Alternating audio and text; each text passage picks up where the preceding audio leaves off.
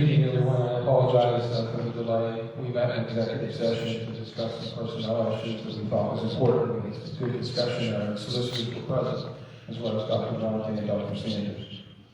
At this time, I would like to call the December 16, 2024 meeting to order at 7. It was supposed to start at 7:30. I realize it's later, and I apologize to each of you.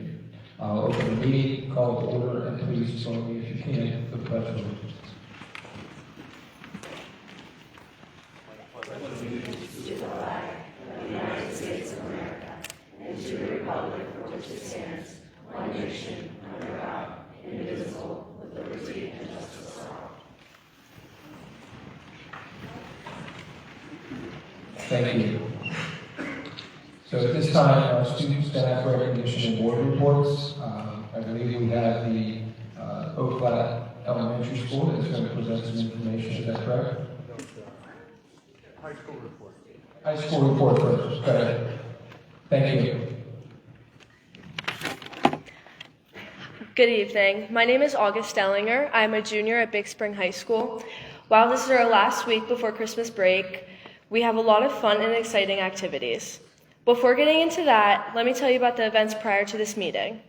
Last Friday and Saturday, we held the annual JTQ tournament with 4 of our players being recognized for their hard work and dedication. For the boys team, Landon and Aiden Sally were both recognized, while for the girls team, Abigail Dyson and Ophelia Rodabal were also recognized. Our boys basketball team won first place at this tournament as well. On December 9th, the World Language Department took a trip to New York City to explore all over New York and see the Spanish and French architectures. Our Spirit Club, Dog Pound, holds the 12 Days of Christmas every year to celebrate the upcoming winter break. Our Tempest and Leo Club held a Veterans Day brunch and a movie night as well.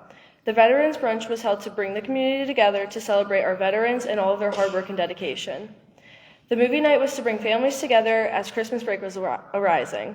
Our band members, Daniel Eddy and Brenna Franklin, were selected to represent Big Spring at the PMEA District 7 North Band Festival taking place on January 25th and January 26th at Cedar Cliff High School. As a community service act, our boys and girls wrestling team served breakfast to less fortunate to give a helping hand. On another note, we have plenty of upcoming events this week right before break. Current Big Spring FBLA members will be attending the regional conference where they will learn new business leadership skills and see where they place in a variety of competitions that they participated in last week.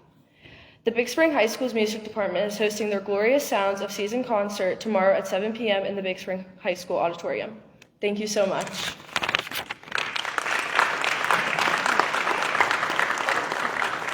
Thank you for that report and telling us about all the activities and things that our students are doing. It takes a lot to do that. Thanks for being patient. Now I think we're going to go flat. Is that good? Thank you so much. Thank you for coming, and I look forward to hearing what you have to share with us. Thank you so much for having us. I know you have to be here, but we're really excited.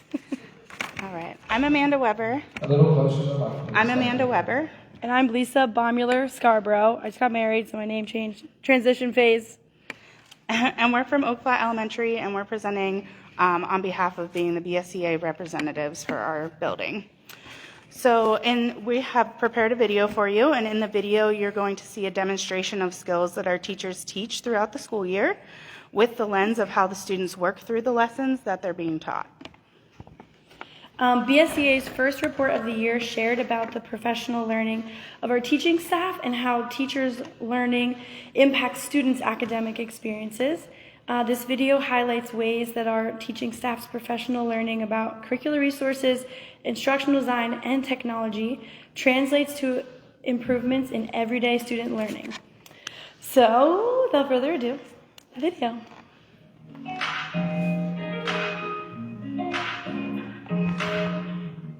We all come into kindergarten knowing different shapes. Some of us know a lot of shapes, some of us don't know any shapes. Activity, we use our bodies to create shapes and really build upon the students' vocabulary, building it, and also explaining the attributes.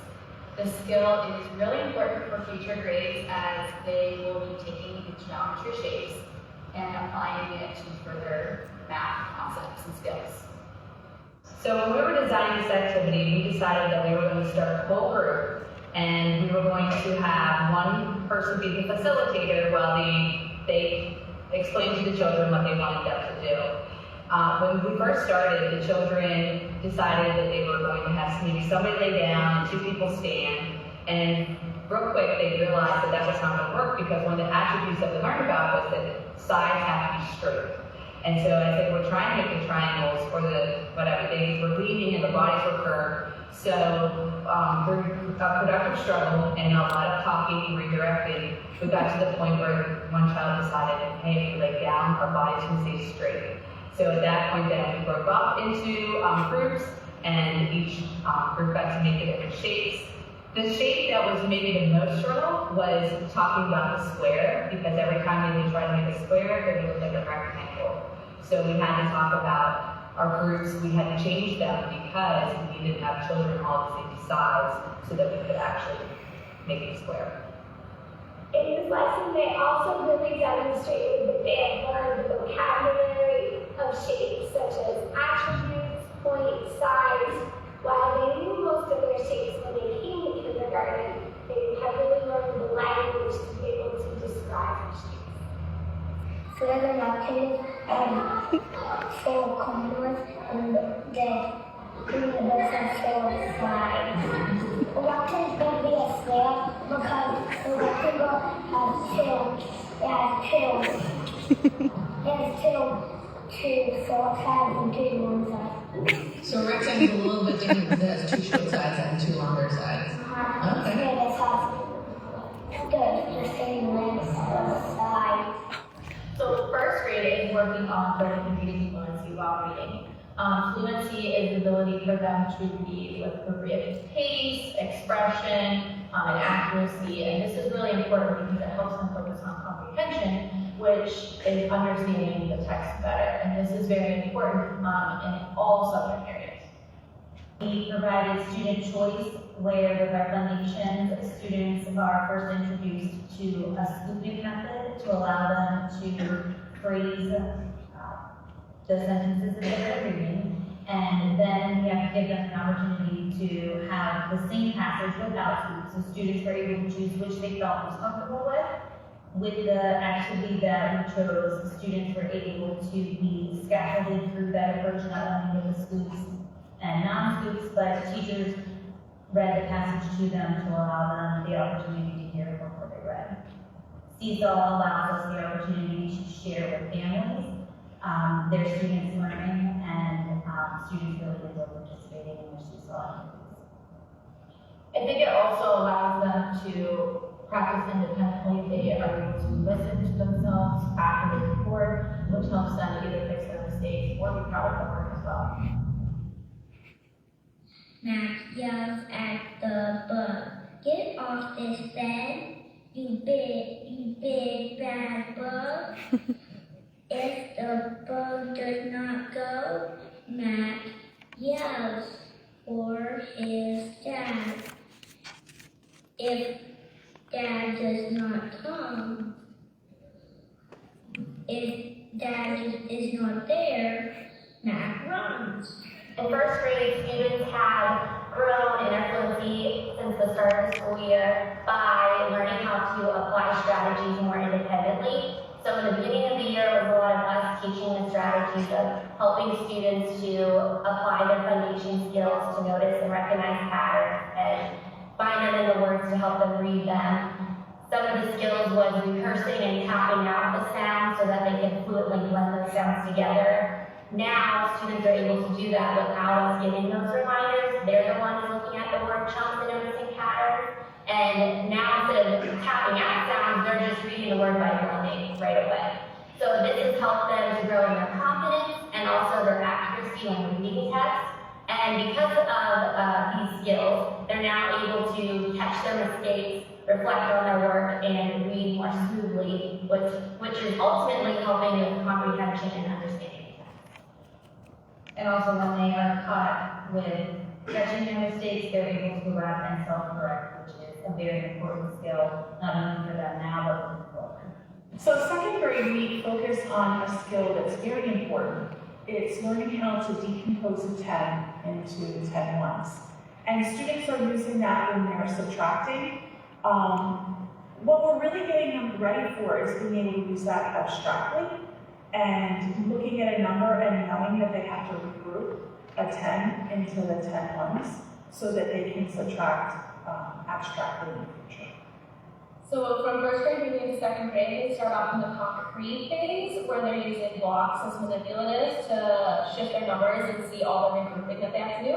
Then they move into the representational phase where they're drawing, which is what the students have shown, is drawing out their blocks, their tens and their ones, and the goal is to eventually get them into the abstract, where they're just using the numbers to see what they can and can't do and if they need to regroup or not. The main strategy we taught students is to use blocks to represent a picture, to represent their equation. So the students are using rectangles and drawing rectangles to represent a 10, and squares to represent their ones. So this helps them cross out, decompose a 10, draw their 10 ones, and count what's left over to see their answer. These lines stand for tens for the 42. And what I did with these lines is I crossed out 2 because I only had 2 ones and I didn't have enough to get out 19. So I crossed out this one and I drew 10 ones. So then we had 12 ones. And then we could take away 9, because right here 9. And then we ended up with 130.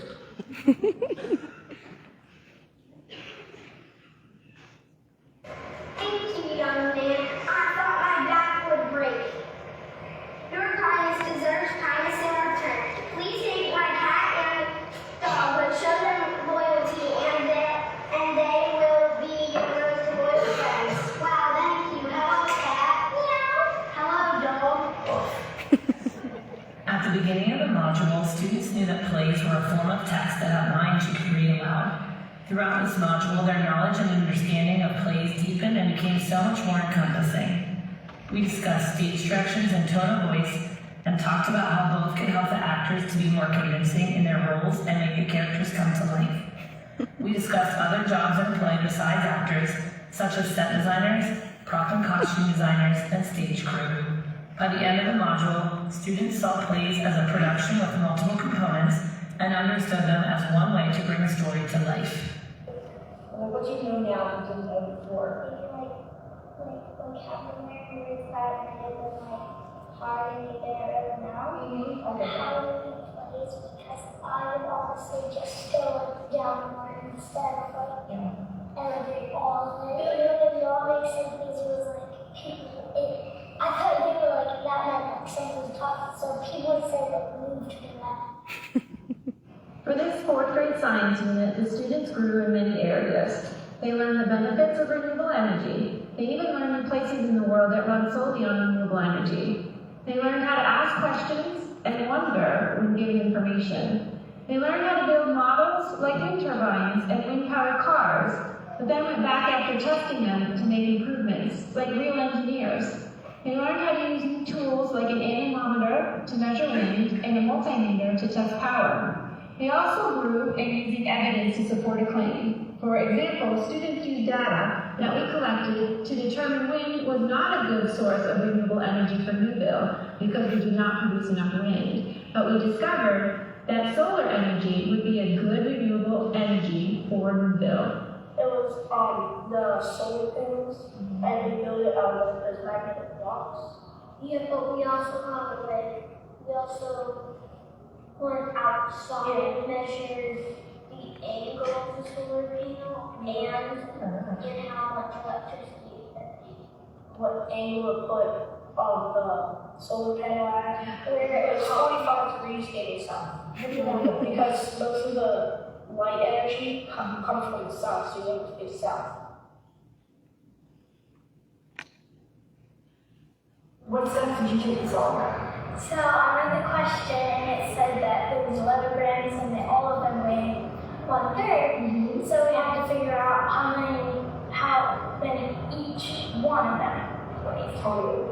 So you would split the 1/3 divided by 11. So how do you know how to draw the model for the question? Because you're not breaking up all of the 11 grains, but we're splitting the 1/3 that they all weigh, so we get 1/3 of different grains. Like if you had 3 pizzas and you split them into thirds, you would have 9 slices of pizza.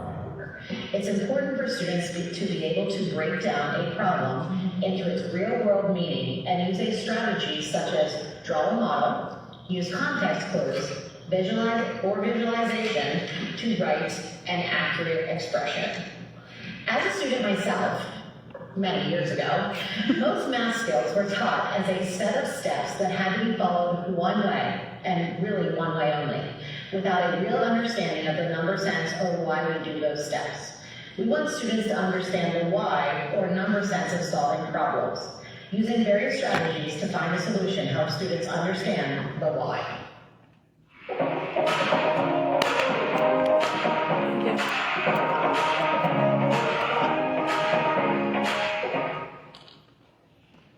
Thank you. Thank you. Thank you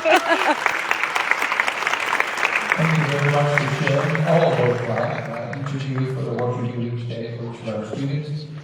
The creativeness, I'm glad that I can quiz because some of that math I think about it before. But thank you for your work, thank you for your dedication, thank you for your support of our students. I know you've worked hard, and I'm sure you're looking forward to that Christmas break upcoming. So thank you. Anything else from Oak Flat?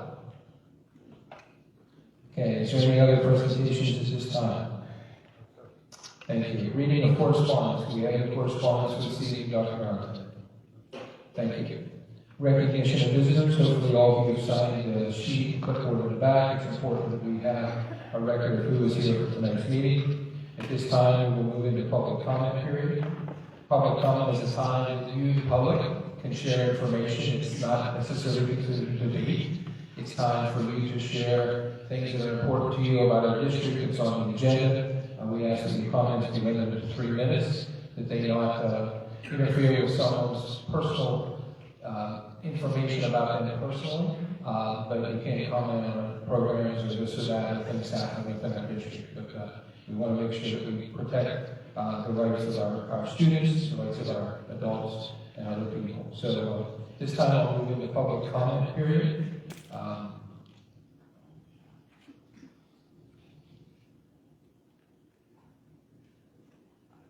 First, I'll start with PA Impulse, Barry Bowman, please.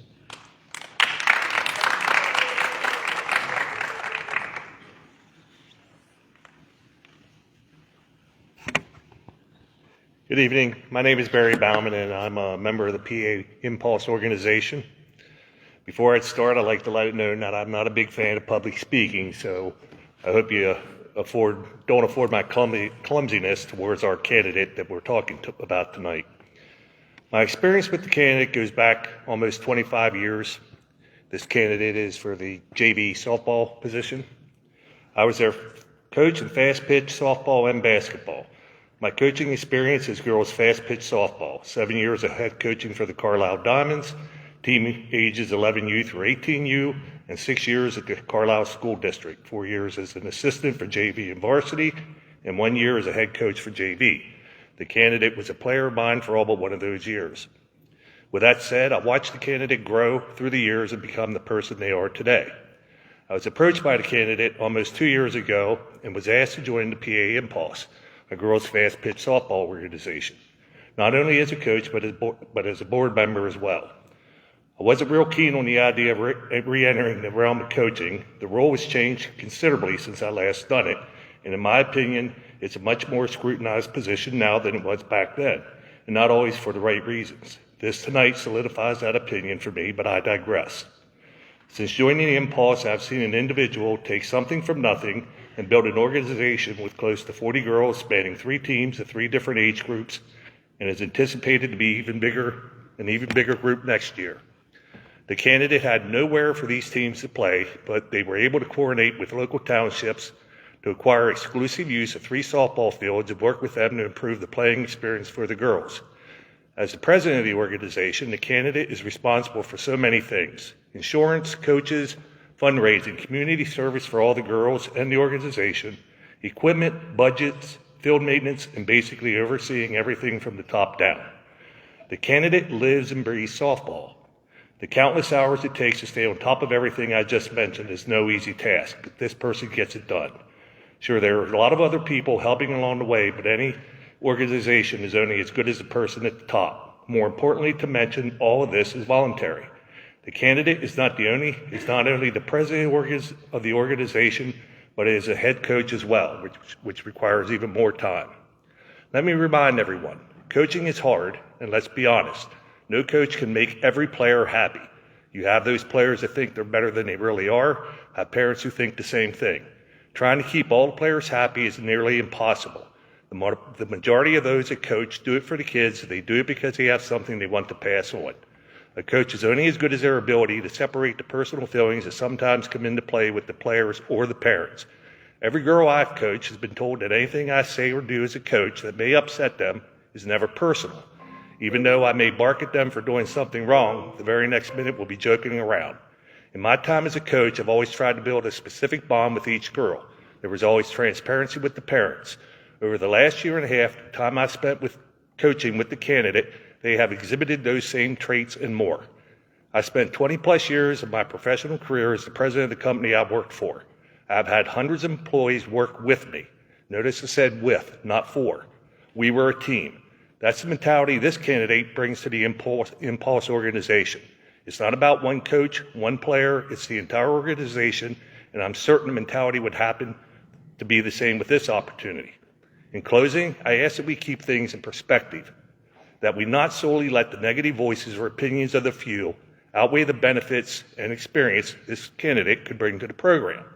As I stated earlier, the candidate lives and breathes softball. Would it not be better to have someone that really enjoys and loves the sport, loves coaching and teaching, be better than an individual just looking to the position as an additional means of income? Thank you.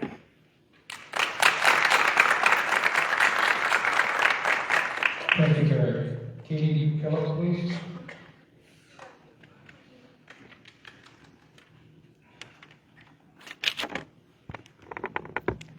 Hello, I'm Katie, and I'm an 8th grader in Big Spring Middle School. I've been playing softball for 8 years, and my favorite memories are with this coaching question. One in particular, my favorite, is the championship that I won with her.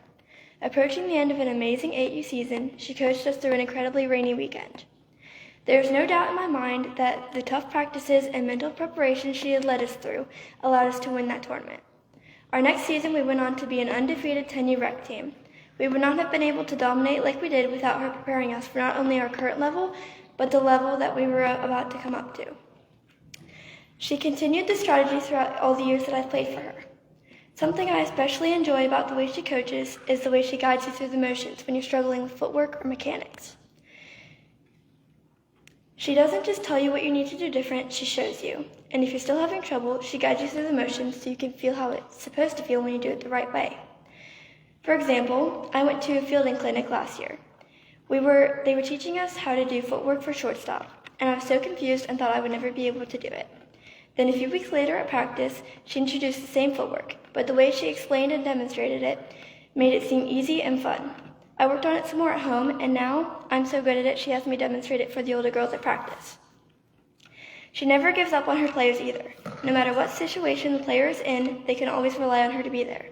She wants players to take accountability for their mistakes and will make it clear to them when they've made a mistake.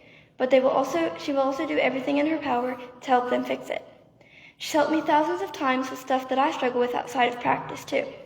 Her coaching has made me a better and more coachable player, and I hope it does the same for many more. In the words of Vince Lombardi, coaches who can outline plays on a blackboard are a dime a dozen. The one who win get inside their players and motivate.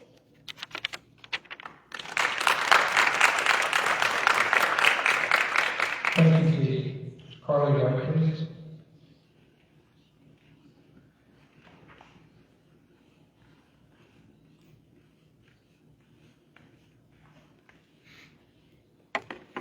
Good evening. My name is Carly White, and I am here again to be speaking on the item of the new JV softball coach. It is incredibly disappointing that I even have to be back here speaking on this, despite the accounts that I know were received regarding this person. Once again, I'm sure you've heard positive accounts as well, but these negative ones are real and should be unacceptable from any coach. Positive experiences do not mean negative ones did not happen. I'm not going to stand here and go back over everything I said last time and what was said in an email, but I do want to bring up some additional points. Last time I was here, I told you that numerous girls and families had come to me about this situation and how hurt they were about this choice. I told you that people were afraid to come forward due to fear of retaliation and bullying. Excuse me. The people involved in this program currently and the proposed coach are so connected to each other and people in this school that retaliation will occur. I know this for a fact because late last week I received extremely rude and inappropriate messages from an anonymous sender. I was told that I am disgusting because I'm standing up for these girls. I've been called a liar. I've been told that I clearly have some type of mental illness and need help. This person had to have gotten my number from someone involved, and it is someone who knows too many details about my family to not be close to this situation. These messages were sent to the board members. If this doesn't show you why families won't come forward when not anonymous, I truly don't know what else to say. I sent proof of the removal from organizations, also something that I don't understand how it isn't enough.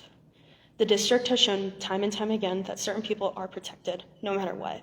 I was told in those messages that those speaking against this won't win. These people already feel untouchable.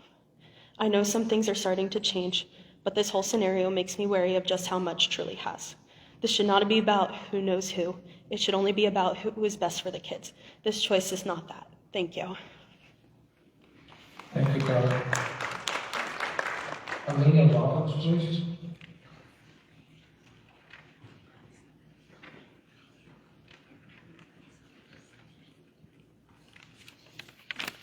Good evening. My name is Elena Roberts, and I'm a 7th grader at Big Spring Middle School. First, I would like to thank you all for the leadership you provide to our school district and for giving me the opportunity to speak here tonight, especially on a topic that is so important to me and one that could potentially be life-changing for others. As I was preparing to speak here tonight, a quote by John Wooden kept coming to mind.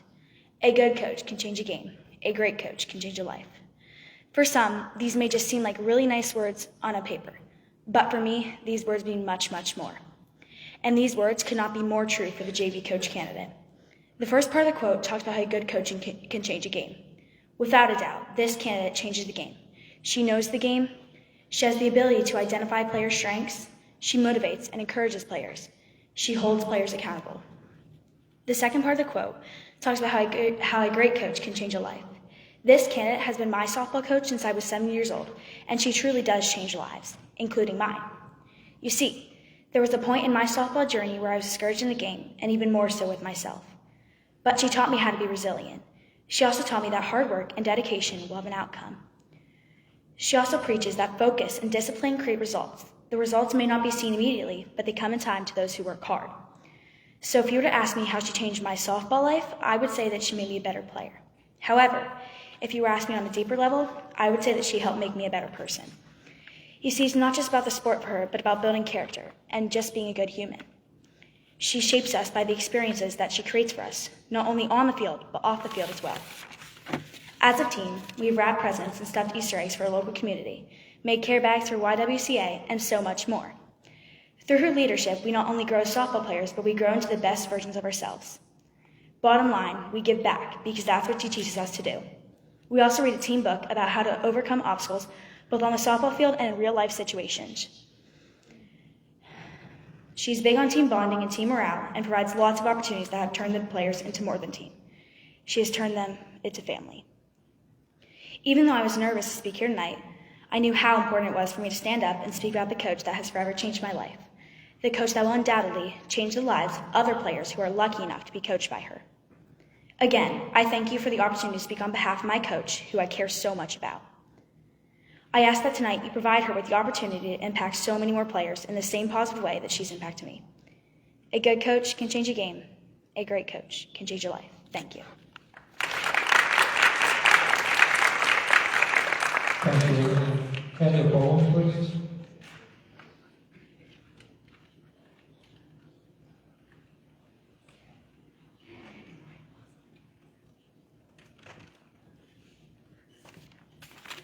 Good evening, members of the school board. Thank you for the opportunity to get to speak in front of you all tonight. My name is Kendall Boring, and I am a sophomore here at Big Spring High School and a part of the softball program. I'm here to talk about the JV head coach hiring and my personal experience with this coach. This past August, I had the opportunity to practice with this coach's 14U Impulse team. This was my first impression of her, and I only have good things to say about her and how she coaches. One thing that always stood out to me was how she connected with each and every one of her players. Every time I saw her, she would always want to know how our days was or what tests we had that day. She builds personal relationships and gets to know each and every one of her athletes. She holds her athletes accountable so that they can grow stronger and improve. She runs practices where you're constantly moving, working on skills and in-game situations. She is very organized and gets a lot done. After practicing with her team for a month, I saw tremendous improvement in myself and all of her players. I personally hope you consider accepting her for this position because I truly believe that she will build a strong JV program and help better her athletes in more than just softball, but for their futures. Thank you all for your time. Now, while I'm here, I also have some words from the Jones family who play for this candidate. My name is Ian Jones. I am a speech pathologist at the Chambersburg Hospital and a resident of the Chambersburg School District. I am here this evening on behalf of myself, my wife Jessica, and my 13-year-old daughter Piper to put our wholehearted support behind this coach as the next junior varsity softball coach for Big Spring High School. My credentials are that of a parent, a former fellow youth sports coach, and now a family friend. We have known her for 5 years now. We played under her for 2 full seasons of 10U travel softball as part of the Phoenix Warriors organization, and currently play under her once again for her 14U team as part of the PA Impulse organization. In our opinion, she is the epitome of a strong female role model. She is strong, confident, and is not one to mince words. I suppose, depending on upbringing and worldly experience, some might find this to be slightly intimidating. And to each their own, but in our family, we consider that leadership. A leader and not a follower, someone that gets things done. As all good coaches should, she has expectations of her players, but those expectations are clear and have never seemed overly complicated. Show up, work hard, work as a team, and work together toward the common goal. I have known her to be a very well-organized and an effective communicator, both verbally and through various emails, texts, and sports organizing apps. This coach demonstrates a commitment to not only her team and organization, but to the community. This month alone, her team has participated in decorating and wrapping gifts for the Mount Holly Legion in preparation of their annual Children's Community Christmas Party, as well as participating in Wreaths Across America, where she organized her team to help volunteer placing over 800 wreaths on the headstones of American veterans. She has always been extremely reasonable and approachable. She has never demonstrated a my way or the highway type mentality. She treats each and every one of her players like they were her own child and is routinely referred to my daughter as her other daughter, due to them having many of the same positive attributes. At the end of the day, we have come to the realization that our daughter is a mini her, and we love every bit of it and would not have it any other way. In closing, if for some reason this junior varsity softball thing does not work out, we'd be happy to take her down in Chambersburg. Thank you very much for your time and the opportunity to speak on behalf of my family regarding something we feel very strongly about. Ian Jones. Thank you all. Thank you, Ava Hutchinson, please.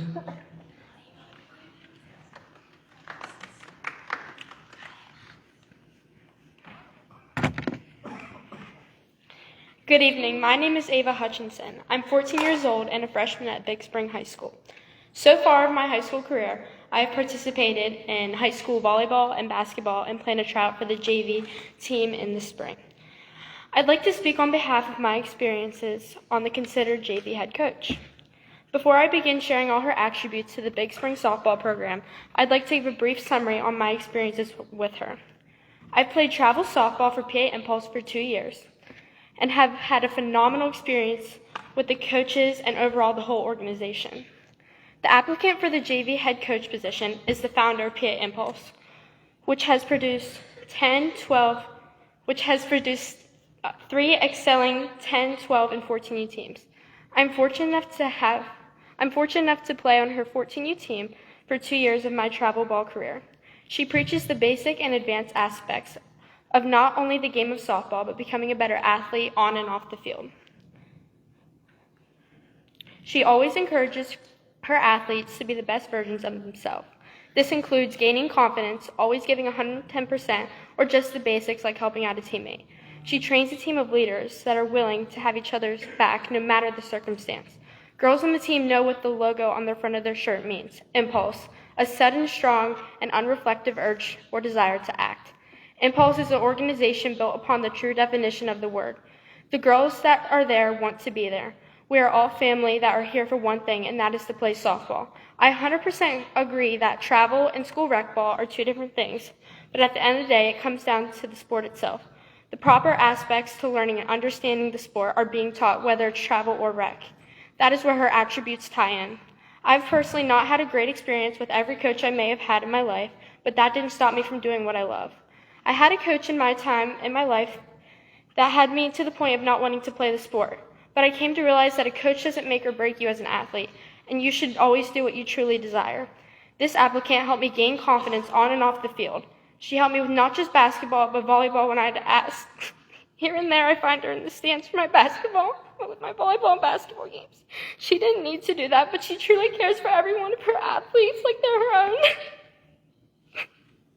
Although some may not want this applicant to be the JV head coach, she is more than fit for this position.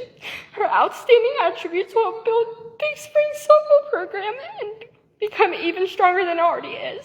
I hope to see her on the fields this spring as my JV head softball coach. Thank you. Thank you, Ava. Ryan, guys play?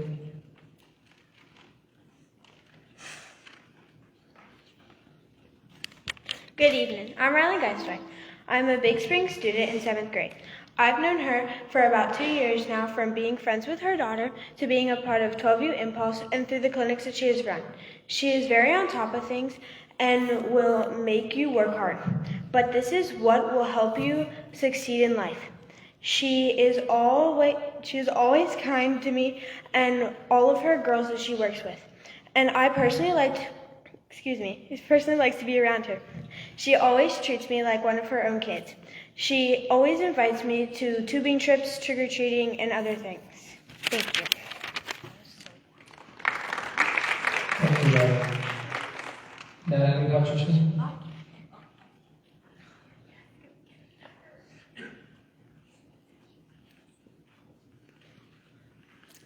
All right, well, I'm Ava's grandmother, so I think the girls have really said a lot here. I don't know what else I could really say, but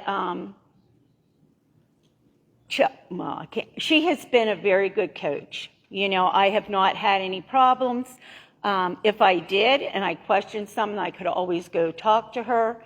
My granddaughter, like she said, played a lot of sports.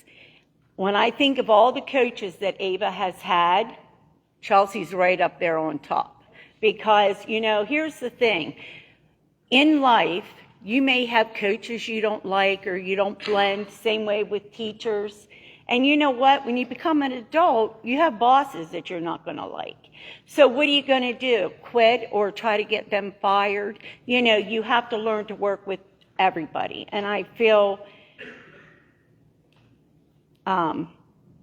Chelsea is somebody the kids need to work with. I think you will not be disappointed that if you hire her as the head coach or the assistant coach or whatever.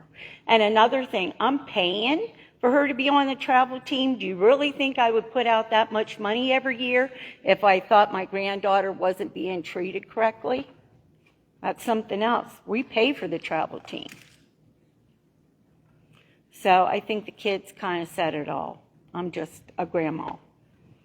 Thank you. Thank you, Mary. Anne Marie McCullough, please.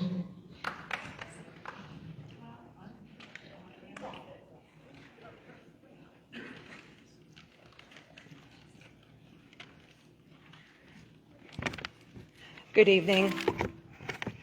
Just here. Good evening, Dr. Durante, members of the board, and everyone else in attendance this evening. I'm going to deviate from my speech a teeny tiny bit. I hope I don't run over, just to say that I am not sure what happened with any messages that were sent, but it is no one that I am aware of or know, and the candidate in question would wholeheartedly condemn any sort of retaliation. We don't tolerate that, so that's awful. I was really sorry to hear that. All right, so to my knowledge, however, the only individuals who have spoken out against this person receiving the JV softball coaching position are those who have never played for or coached alongside her. I know that some communication has been private, but thus far from what I have seen, those who have played for her support her wholeheartedly. The lure of the super mean softball coach who screams at and bullies her players relentlessly far exceeds even the least generous appraisal of the person herself.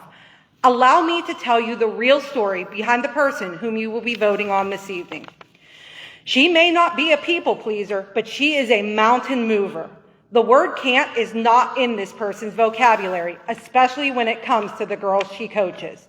When other coaches were saying, you can't teach a bunch of 6 and 7-year-olds to throw to first base for an out, she was saying, maybe we won't get the out every time, but no time like now to start trying. We won the 8U West Shore Minors Tournament in the rain because of that mindset. The other teams were shocked that a hit off the tee was not a guaranteed base. We play by the rules starting at 8U. It's an out. Whenever other coaches saw no reason to teach 8 and 9-year-old catchers how to rip off their face mask and dive for a pop-up in foul territory, she said might as well teach them young so they're in the habit of doing it later. When other people told my daughter she couldn't pitch because she was too petite, too emotional, and waited too long to start learning, this person said, maybe not, but we can give her a chance and see what happens. My daughter is now in her 3rd year as a starting pitcher at the B level for travel ball, because this person believed in her. When people said you can't take a group of 9 and 10-year-old rec ball girls who are new to travel ball down to Virginia and win against some of the best organizations on the East Coast, she said maybe not, but we will either win or we will learn some great lessons.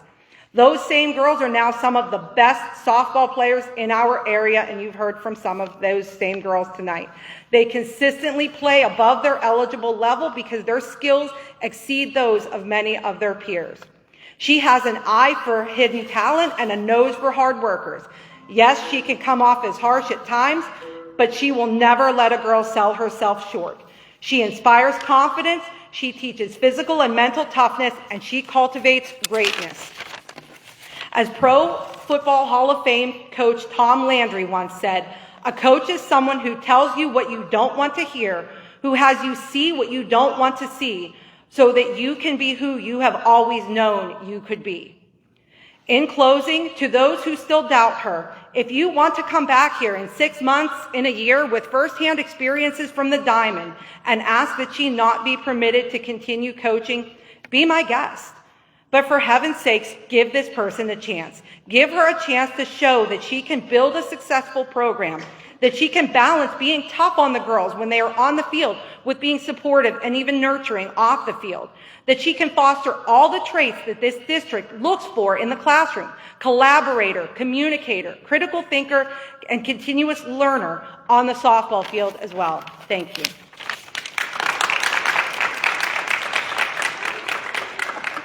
Thank you, Mary. Laura Coughlin, please.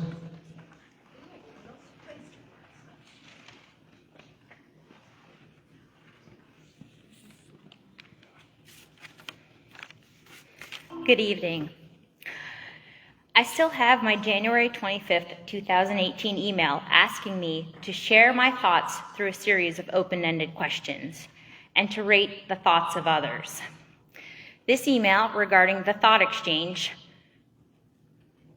described the process of answering open-ended questions and looking at others' thoughts. It was to share information. I also have the January 29th, 2019 follow-up thought exchange email that discusses the profile of a graduate. The thought exchange was not a survey or a vote, as some people continue to portray it. Further, 2018 board meeting minutes indicate an approximate 10% participation. Those minutes also indicate 10% was more than expected for this type of communication. Our local reporter states that only 1% of the public participated in it. 1% or 10%, that's not much.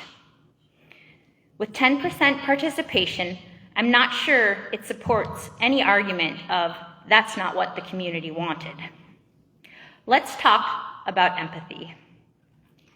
The information page for the Nursing Associate Program at HAC states, "Are you an empathetic person who cares about the well-being of others? HAC's nursing program can put you on the path to earning your license and finding a position in a healthcare facility." In a post on the Big Spring School Board Candidates 2023 Facebook page, one of our board members wrote of their nursing career. "I gave a voice to those who needed it in a healthcare system where the individual can get swallowed up and ensured they got the care they needed." That's empathy. Yet, in a July 5th email criticizing our profile of a graduate, that same board member stated, "Empathetic is not an option." Maybe our school board members could pause and really evaluate their own values. Maybe you could think about what you believe without the influence of Moms for Liberty and Take Back Our Schools. Maybe you can stop being angry about the past and look forward. Maybe you could observe our Big Spring Bulldogs. Then, maybe you will see why our community loves Big Spring and why we are ever always strong. Thank you. Thank you, Mrs. Scott. Andrew Schaefer, please. Yes, Mrs. Luke would like to respond to the previous comment. The thought exchange is on the agenda tonight for public for votes, and we can publicly share that with you, or what actually was shared. But I would just like to point out that the entire thought exchange consisted of 3 questions. Particularly, question 3 had to do with the thought exchange. The question was, what do students graduating from Big Spring need to be successful in life and work? There were 1,891 participants total in that exchange. Now, on question number 3, there were 1,170 thoughts. Only 881 of those thoughts were actually rated by others. Thought exchange, and what you'll see if the board does many votes and you can see it, rated the number 1 thought, which of course this is one of 881 thoughts that were rated by others. It had 16 ratings, meaning it was seen by 16 people and rated by 16 people. So then it was rated at 4.3 stars, and that made it the number 1 thought in the entire exchange. They had rated life skills, like money management, budgeting, how to think critically, and basic real-life skills. These are important skills that kids don't pick up on their own all the time, and that was from our elementary.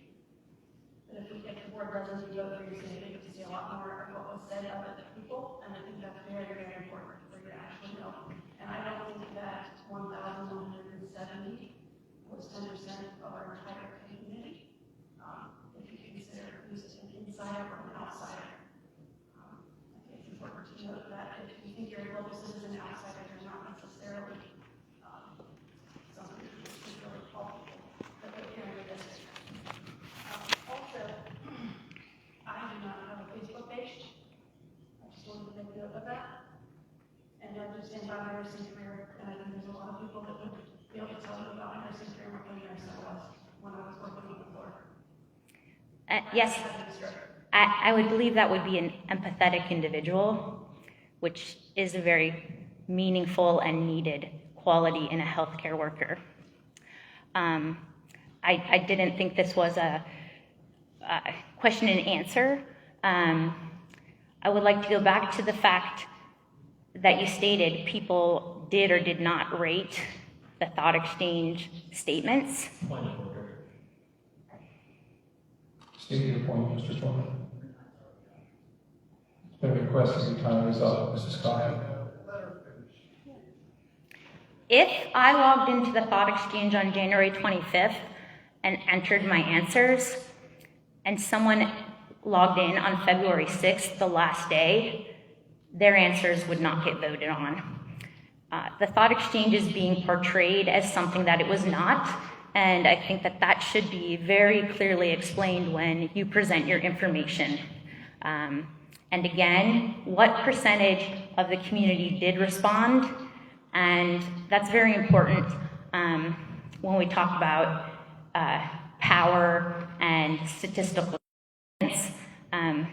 Thank you. Can you Schaefer, please?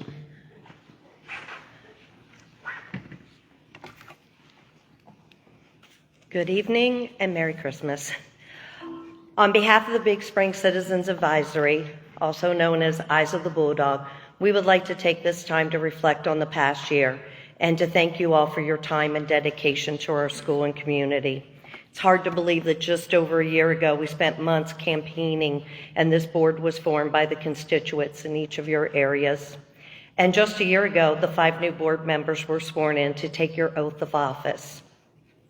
As a whole, you have accomplished so much in just a short amount of time. The first task was to review each and every contract that came through to make sure it was appropriate and search for cost savings where applicable. And to date, you have saved the taxpayers money in this area. You also reviewed finances and made appropriate changes, which have yielded the district a significant amount of interest earnings from previously losing money each month on that money. You are saving the taxpayers' money. You also set up a much-needed policy committee and put protocols and safeguards in place for third-party agencies coming into the district to provide programs. You return parental rights for invasive surveys and programs that parents can decide if they want their student to participate. You set standards for curriculum and approvals for such. You formed a committee to assess the reason a significant number of parents have chosen to pull their students from the district. You also researched and hired a new solicitor that met the needs of our current board. You were faced with a large number of resignation from the previous board and retiring staff, and you filled those positions. And you hired a new business manager in record amount of time. And most importantly, you upheld your campaign promises to hold or reduce taxes with no tax increase this past year. These are just a few of the notable and significant strides the board accomplished, and our group is very thankful for all the hard work and dedication. In that regard, we have a small token of appreciation to each of you, as well as our administration and support staff here this evening that makes it all happen. Please accept this token of appreciation and enjoy your holiday season ahead, and our best wishes for a successful and forward-moving 2025. Also, Dr. Grante, I have a gift and a card I'm going to give you for Mrs. Weinsickle. I would appreciate if you could deliver that to her. Our group has partnered with Collecting 'Cause We Care so that we could give students in need a Christmas party that will be held this Sunday, December 22nd. I had the pleasure of working with Mrs. Weinsickle to organize the party and appreciated her help in disseminating the information to the students and families that qualified. I know she has worked very hard to make sure these students were also partnered with local organizations that provided Christmas gifts. Collecting 'Cause We Care delivered our gifts last Friday. Without Mrs. Weinsickle's assistance and the help of the public in donating and purchasing wish lists, this project would not happen. And thank you to Seth Corman, who created a website for our organization so that Collecting 'Cause We Care can get the word out on future events and continue to support our community along with Big Spring Citizens Advisory, Eyes of the Bulldog. In closing, our group will be very busy tomorrow as we will be making over 400 hoagies, sandwiches, and soup for a fundraiser that'll support that Santa party this Sunday. We appreciate everyone who ordered, everybody who's stepping forward to help us provide it. We're going to have a great afternoon with Santa, elves, gifts, hot cocoa bar, crafts, and door prizes. So please express our appreciation once again to Mrs. Weinsickle. Thank you all, and please have a Merry, Merry Christmas. Thank you, thank you. That concludes the public comment card and the public comment time we've had this evening. I appreciate all the comments, especially to the young ladies that spoke. It takes a lot of guts to get up there to the microphone and share your views, but very much appreciate your sincerity and your interest and your comments. The board does hear you, and the board will take those comments under advisement. So I thank you for coming and contributing. I sincerely mean that you do make a difference, and we do listen to what you have to say, and you're role models for other young people. Thank you. Moving into approval of minutes. Do I have a motion to approve the policy committee, the building and property committee, the committee of the whole, and the board meeting minutes for November 18, 2024, and the board meeting minutes for December 3rd, 2024, as presented? Do I have a motion, please? Motion, Mrs. Booth, second by Mr. Myers. Any discussion? Hearing none, I assume everyone knows the affirmative unless I hear a negative or abstaining. Moving into financial reports, Mr. Shea, please. Payment of bills. General fund procurement card, $12,321.58. General fund checks, ACH, and wires, $2,933,874.95. Special revenue, $82.32. Capital project reserve fund, $0.00. Cafeteria fund, $167,459.67. Student activities, $30,798.69. Total amount of all funds, $3,144,537.21. Motion to approve the payment of bills as presented. Thank you, Mrs. Shea. Do I have a second, please? Second, Mr. Myers. Is there any discussion? Hearing none, we'll proceed to vote. All those voting in the affirmative, unless I hear a negative or abstaining. Okay, moving on to 7B, Treasurer's Fund Report. The different fund reports are listed there.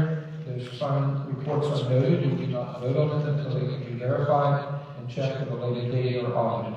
So these reports are there, we have access to them, and they are noted.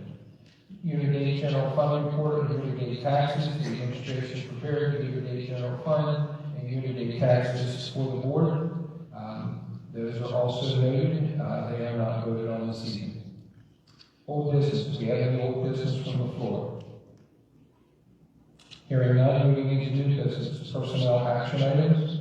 Unless there is an objection, we will combine all new business personnel action items listed under number 9 into one motion.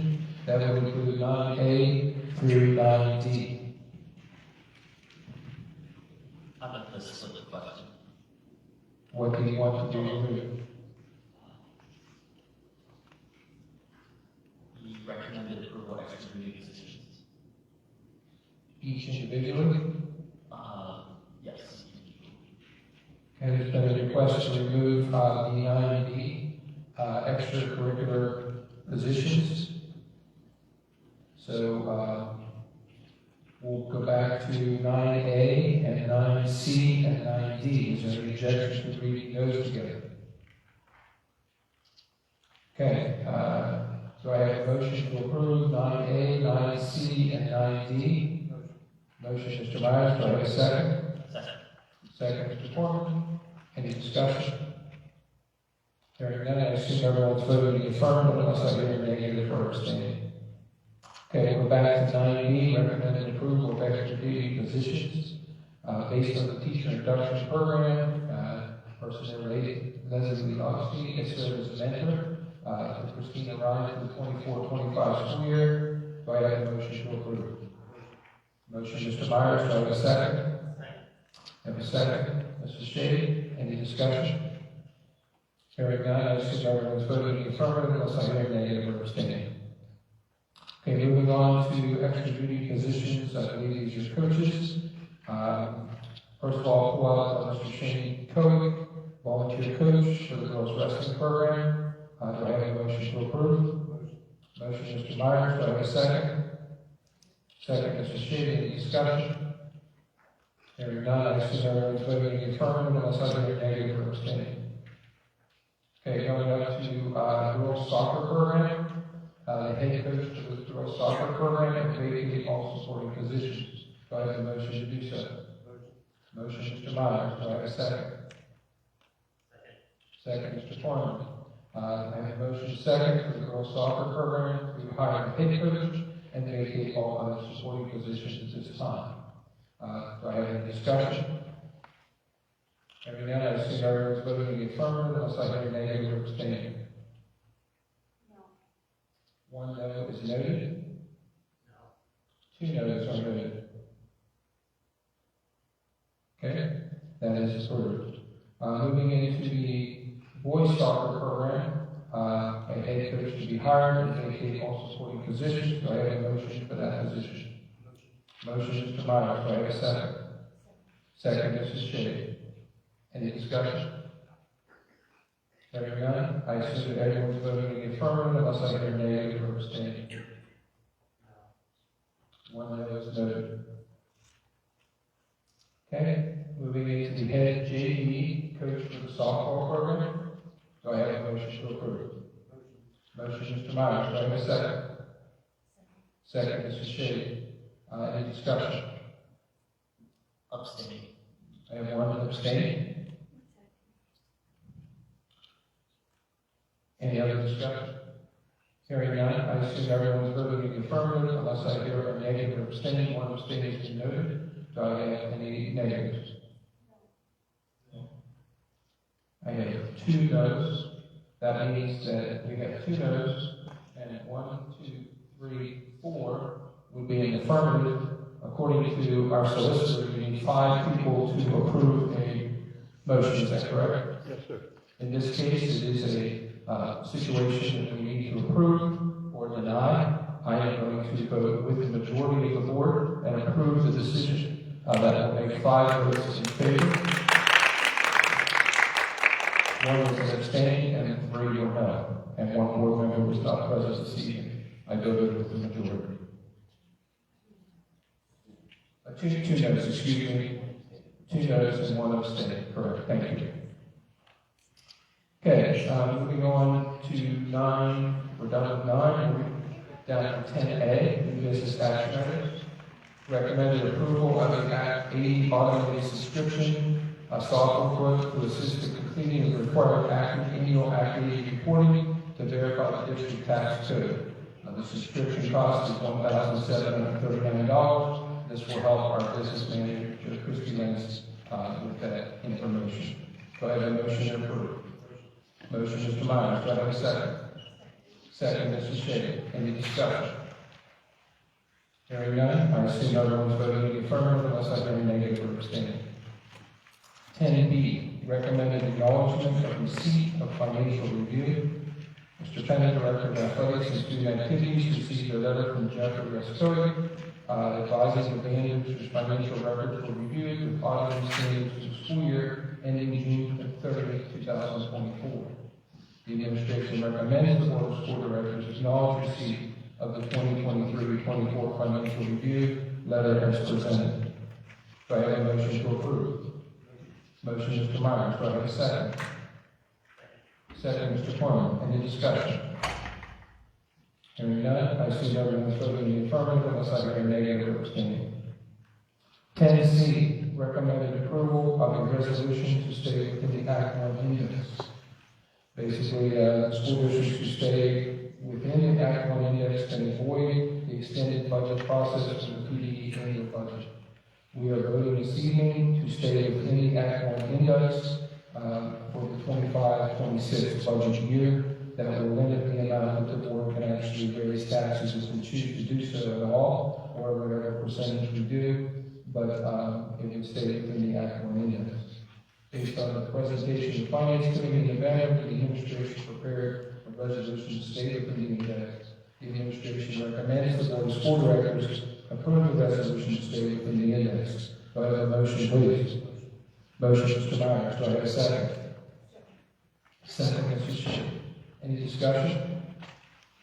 Hearing none, I'll proceed. All in favor of the Act 1 index I assume everyone's voting in the affirmative unless I hear a negative or abstaining. 10D, recommended approval of fundraisers for stipend director of athletics for the several student activities for the following fundraisers. Student-made items sold at school events throughout the school year, baked goods sold at the quad basketball games, and baked goods and hot chocolate sold at Sailors Market through January to benefit the high school. The administration recommends the Board of School Directors approve the fundraisers as presented. Do I have a motion to approve? Motion, Mr. Myers. Do I have a second? Second, Mrs. Booth, please. Second, Mrs. Booth. Thank you. Any discussion? Hearing none, I assume everyone's voting affirmative in the fundraisers unless I hear a negative or abstaining. 10E, middle school FFA trip to Northern Italy. Yes, that's across the ocean. Jenna McIntyre, middle school agriculture teacher and advisor, middle school science teacher, are requesting a trip in the summer of 2026. It would be a year and a half from now. A detailed travel itinerary will be submitted to the board and reviewed once completed by the staff. The administration recommends the Board of School Directors give the middle school FFA students to travel in the summer of 2026, pending approval of a detailed travel itinerary when complete. So I have a motion to approve, please. Motion, Mr. Myers. Do I have a second? Second, Mr. Torman. Any discussion? Those students presented this evening, and hopefully that program will be able to succeed. No discussion. I assume everyone's voting in the affirmative unless I hear a negative or abstaining. 10F, recommended approval to conclude the one-year SRO agreement. The Board of School Directors voted to approve a one-year school resource officers agreement at the November 18th meeting. Since we have hired police officers and employees of the Big Spring School District, Dr. Bronte has drafted communications to the Cumberland County Sheriff's Office to conclude services for the 24-25 school year effective January 1, 2025. The administration recommends the Board of School Directors approve the communication to the Cumberland County Sheriff's Office to conclude services January 1st, 2025 as presented. Do I have a motion? Motion, Mr. Myers. Do I have a second? Second, Mr. Shea. Just a little update for the people here and those online. At one time, we had 2 sheriff's officers that served our district. They were part of the district. We paid their funds, but they were through the sheriff's office. We have now changed that route of travel, we could say, and now we have 3 officers, all hired by the district, that will run our internal police force. We have the director, we have Kyle, who was with us before, he's going to transfer the sheriff to us, and we have Shane Kovic, who is the third. So each of them will have assignments, will have buildings, we'll be able to stagger times, we'll be able to have more coverage events before, during, and after school, and hopefully that will be a better system. Before we had 2, now we have 3. Am I correct in this comment, Dr. Grant? Yes, you are correct. Thank you. So that will give us hopefully a better service to our community, our students, our staff, and our buildings. We have a motion and second. Do we have any other discussion? By the way, they will start officially in that program on January 2nd. If I hear no objections, I assume everyone's voting in the affirmative unless I hear a negative or abstaining. Recommended of student travel. Coordination of school principals requesting approval of the following student travel. 6th grade course to Sailors Market on Tuesday, December 12th, 17th for Carolyn, and middle school FFA to attend the Pennsylvania Farm Show to assist with leadership activities and events, January 7th to 10th, 2025. The administration recommends the Board of School Directors approve the middle school student travel as presented. Do I have a motion, please? Motion, Mr. Myers. Do I have a second? Second, Mrs. Booth. Any discussion from the floor? Hearing none, I assume everyone's voting in the affirmative on travel, unless I hear a negative or abstaining. 10E, recommended approval of the capital project fund payments. The following invoices are for payment within the capital project fund, training, LOBAR, and LOBAR.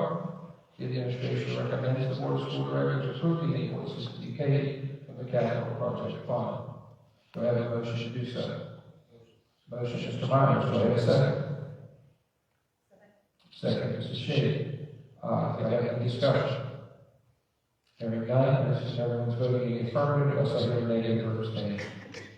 Release of thought exchange results, Mr. Julie Luke has requested an action item to the board to vote to make thought exchange results associated with global citizens publicly available on the district website in preparation of a review of the strategic plan as permissible.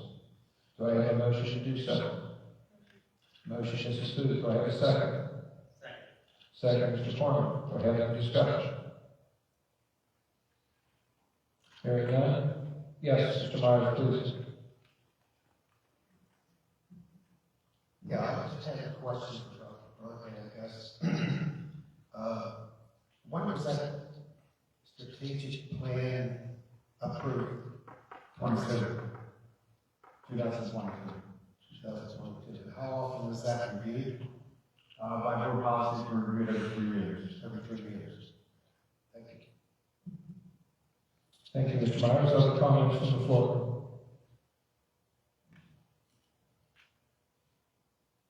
Hearing none, we have a motion second to release the thought exchange results on the website.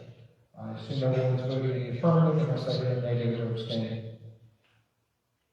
Moving on to 10J, recommended approval of proposed policy and procedure manuals for our school police.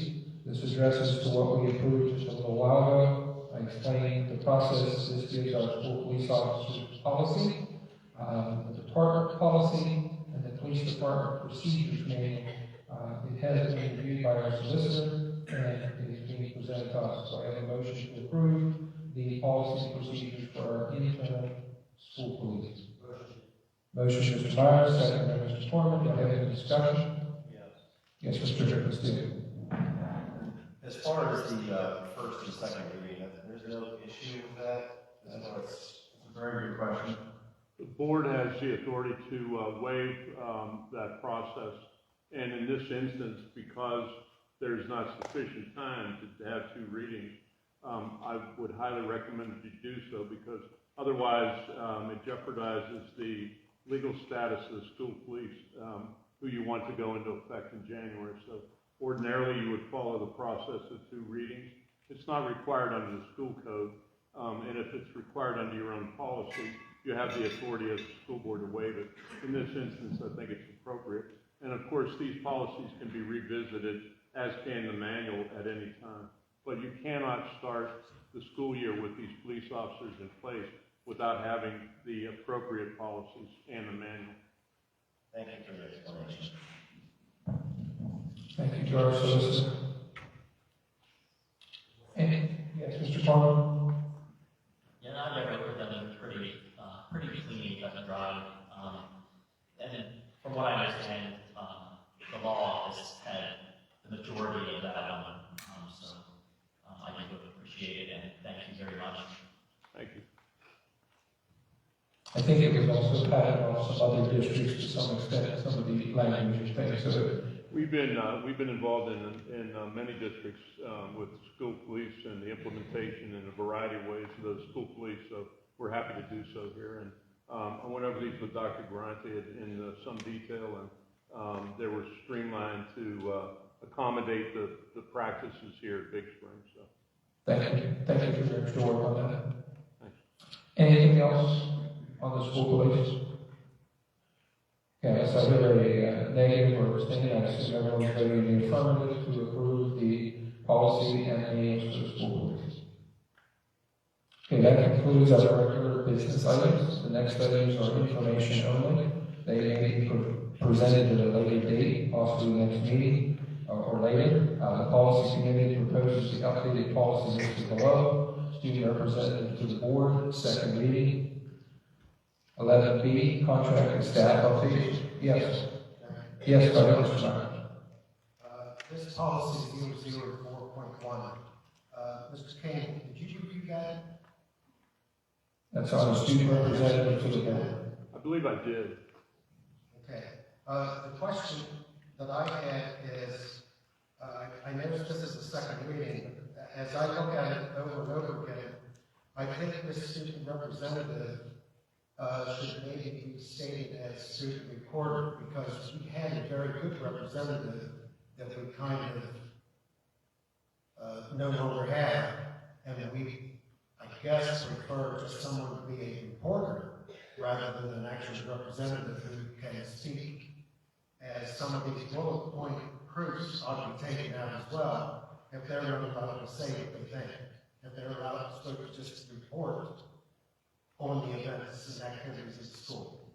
Well, that's a good point, and that's, I think this policy is consistent with a lot of policies across the state that we've seen. So, but it's entirely up to the local board as to how you'd like that to be done.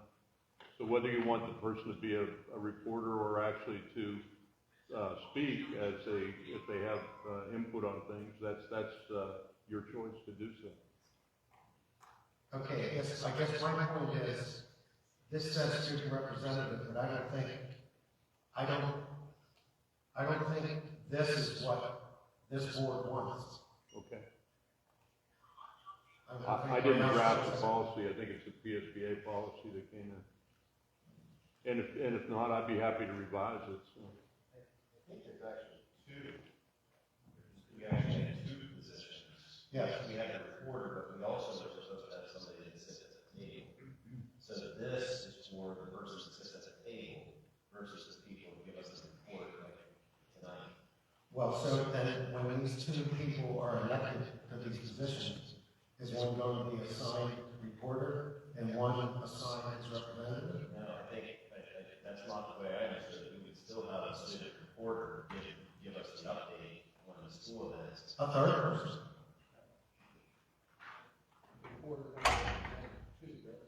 No. I got this. So our original policy had a student rep who also was a student reporter.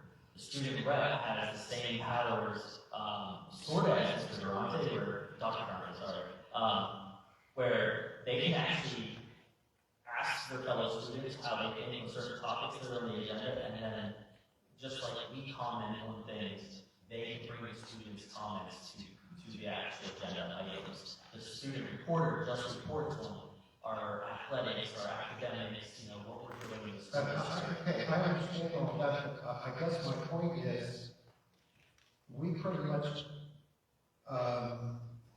lost a very good representative who did speak his piece and speak for the students, but we got rid of that person very quickly, and now we have a reporter, which I don't mind that. I don't mind that we have a reporter, but all of this reads, as we look here, where it's at, I mean, if we just have a reporter, we don't need them to become knowledgeable of the district's policies and functions as a board. We don't need them to be cognizant of the role of the board as policy making. We don't need them to participate. I mean, this is for a representative, which is what we had, but we no longer have that person. I mean, there's a lot of things on here that I would edit if I were saying we wanted a reporter or if we wanted a representative. I know this is a little thing, but I mean, it's just, if we're going policy, we might as well do it right. I think that's one of the things that happens too when the PSBA Policy Services issues policies out. I think that's probably the origin of this one too. This particular policy has been in existence. Mr. Corman and the policy committee undertook it and was trying to drag it. We had some lengthy conversations during policy committee, so I believe that's a representation of what the discussions were during the policy committee. I think, Mr. Meyer, you are caught up in the title, correct? And how the title speaks to the functionality of the correct, yeah. I mean, if what this is stating to me is a representative, but what I hear that we want is a reporter. Well, perhaps you want to move the table it then, and it could be studied, further. If it's not representative of what the board wants, then it shouldn't be adopted, of course. A motion to table would be acceptable. I do think it's representative of what the board wanted. The board wanted student representation on the board. says they have the right to speak on behalf of the students of the district, and they wanted those representatives to be elected by the body of the students, just so that we know that they're representing what the students wanted. This has nothing to do with reporter. I think the language that, because the original one had information, like language that it made a representative a reporter also. And with conversations with Mr. Hickinsdale, we decided that we should have a separate reporter and then have the two elected board members, and that's what this policy does. Now the title is just a duplicate of the title of the old policy, and I don't have an issue changing the title if that's necessary. That's a simple amendment. Well, my point is, if we change the title of this, the rest of this is not what we want. Or what some people want, I should say.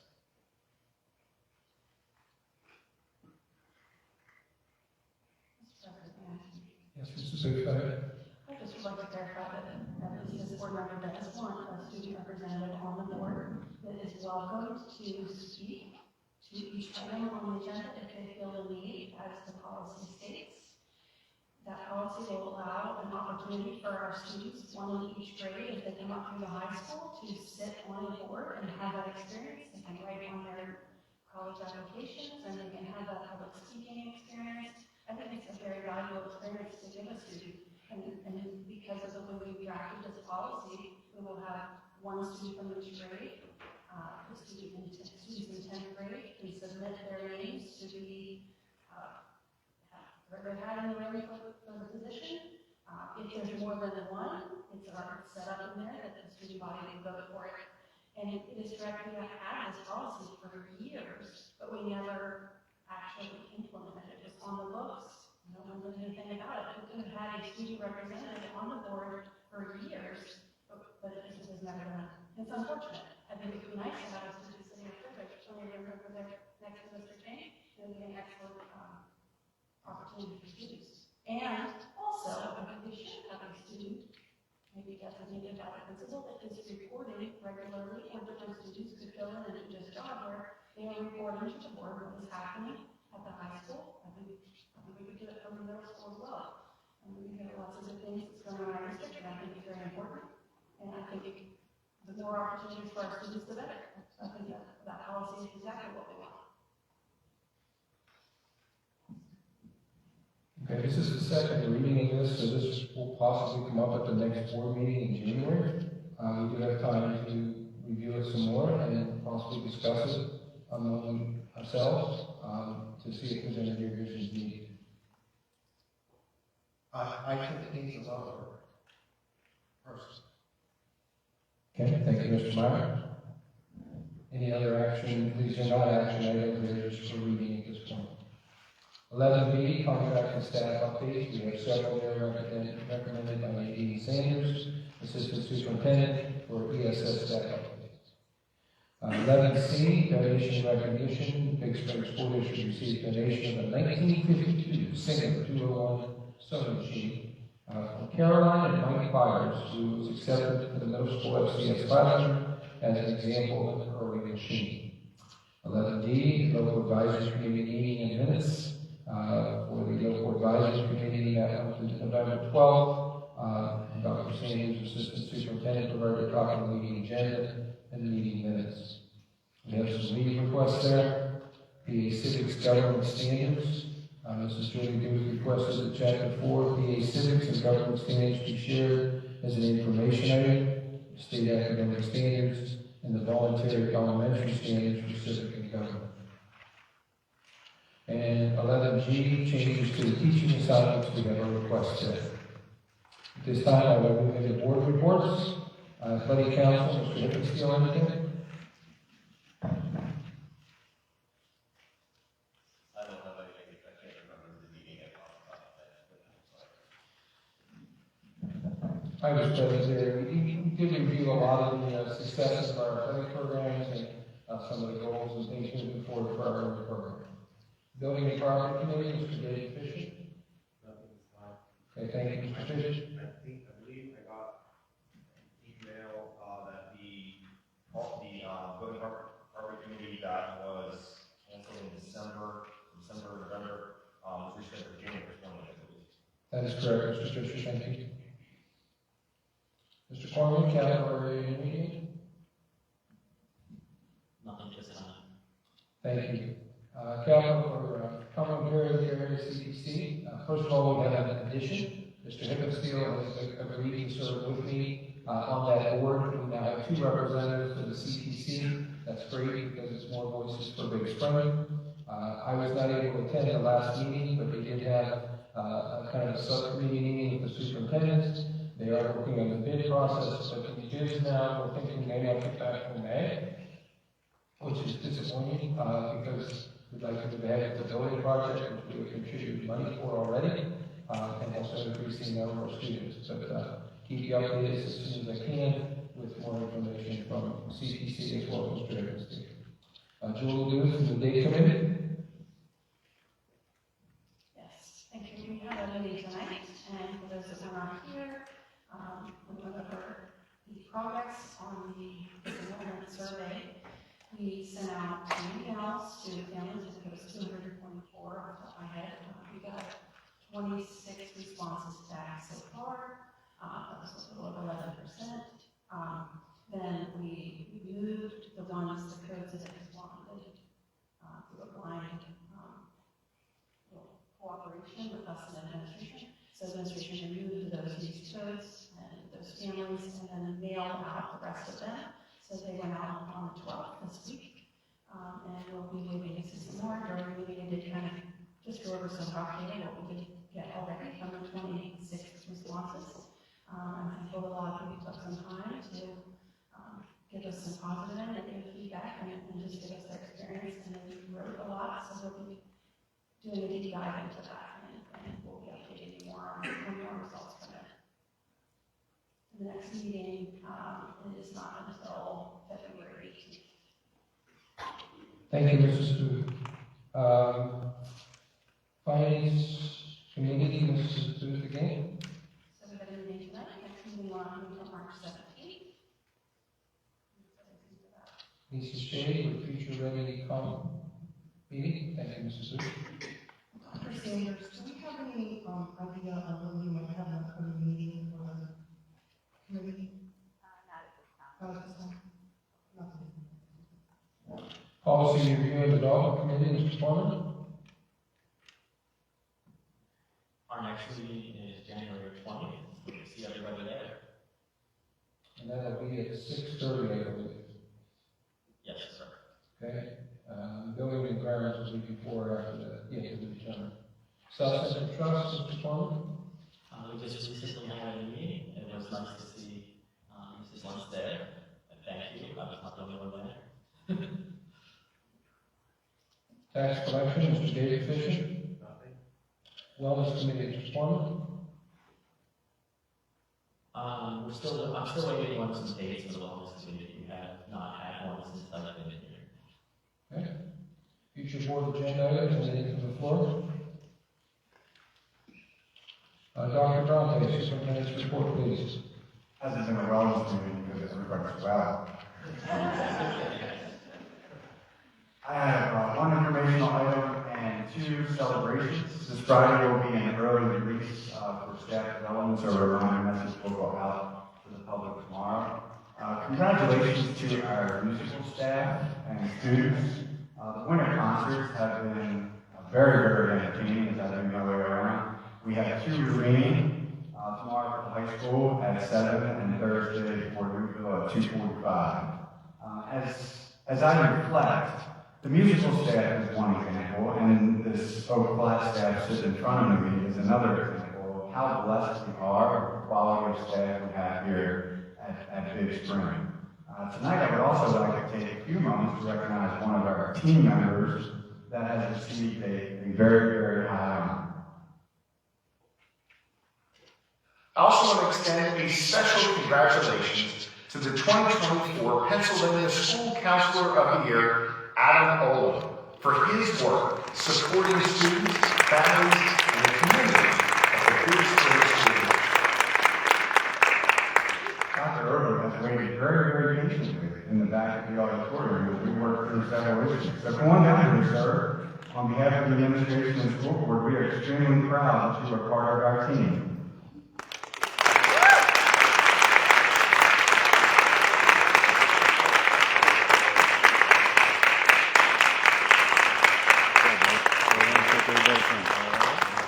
Congratulations. Thank you very much.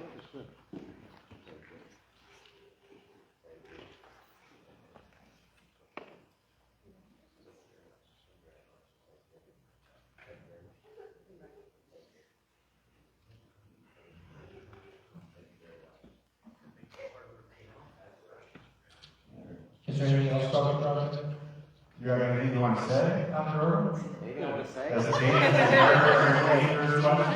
you have gone counselor years to what, basketball coach for that? Is that how it works? Yeah, I came from basketball practice to come here. I love working here at Big Spring. I'm really proud of what we do here at Big Spring. You've heard me get up here and talk before. Big Spring's a very special place. And I know we have a lot of passion about a lot of things here. But I think that's one thing we all have in common. We care about this place. We care about our kids. We want it to be the best. I'm really proud of the fact that we've got really great counselors here, really great psychologists, social work. We mentioned Ms. Weinsickle here earlier, and our school nurses. We just have a phenomenal student services team here. It makes it really easy to work with our kids. And so thank you for continuing to support us and allowing us to do the work that we do here. It makes it easy to go out and then do the work I do across the state. Big Spring's a great example of what doing school right looks like. So thank you for empowering me to do that here. Congratulations.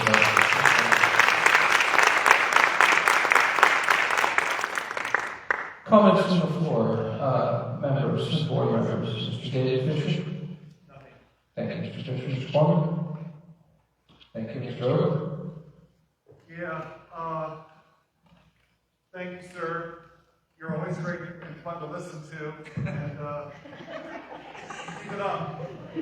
Oak Flat, you are awesome. Tonight you almost topped Newville. Very, very close. Congratulations to 9D people. Welcome. And I guess Merry Christmas to everyone. Thank you so much for what you do here. I always fall short, and I just think it's Hey, I appreciate that.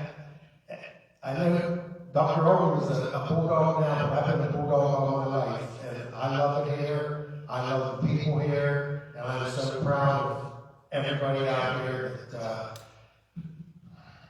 I just believe we're going to go with it. But have a very Merry Christmas and some restful time during your vacation. Mr. Shea? Thank you, Mr. Meyer. I'd like to express my gratitude and say thank you to everyone who's taking the time to reach out. Whether it's in person, phone calls, or emails, please know your thoughts and opinions matter. I'd like to encourage each and everyone to reach out to your elected representative. We are here to represent you, so please continue to reach out. I personally read everything that comes through and very much appreciate the interaction. Also, I'd like to wish everyone a Merry Christmas and a Happy New Year. Thank you, Mr. Shea. Mr. Sue, please. I'd like to say thank you to all of our staff and all of our administration, and I would like to wish you all a Merry Christmas and a Happy New Year, and all those students as well, and enjoy your time off and take a little time with your families and enjoy life. And a few days off, and then we'll see you in the new year. Thank you, Mr. Smith. I remembered something from the athletic council. The gymnasium has new banners, so check them out. They look really sharp. They're no longer shiny. You can see them. There's a lot of achievements up in the gymnasium. Want to wish everybody a Merry Christmas and a Happy New Year, and thank you to all the staff and administration. That athletic council started at 7 a.m. after a departure here from around 9:30, so you're good. You understand that? Thank you. In closing this evening, I also want to say thank you. As we end one year and begin another, the calendar gives us a chance to reflect on our accomplishments, reflect on our successes, reflect on our challenges. I was in Oak Flat the other day. I had the opportunity to walk through unannounced. I wasn't like the administration, but I was so impressed with the students. They were so nice, so friendly, so polite. The just atmosphere was energetic, from the cafeteria to the halls, and the teachers. They had the students engaged, they had the students working on projects. I was very impressed with what I saw. So as we approach Christmas, each of you can give a gift. It costs you nothing, except time. We are all blessed to have time on our side. Time that we can listen to others, we can give that gift, we can help others, we can support one another. But most of all, time is something that is free to give, and we can help others have a better day, and a better year, and a Merry Christmas to all of you. At this time, I call for adjournment. Do I have a motion, please? Motion, Mrs. Booth, second by Mr. Myers. There is no discussion. I hear no negatives. I assume that we are all voting in the affirmative, and Merry Christmas to all.